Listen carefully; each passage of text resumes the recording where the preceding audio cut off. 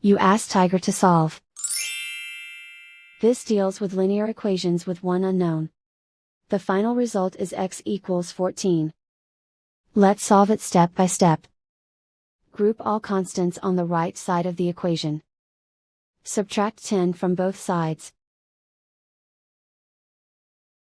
Simplify the arithmetic.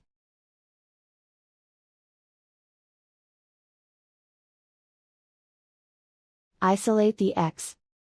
Multiply both sides by inverse fraction 7/12.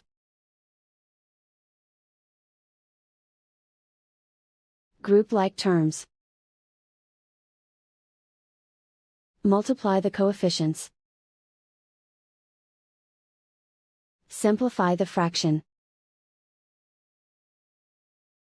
Multiply the fractions. Simplify the arithmetic. And so the final result is x equals 14.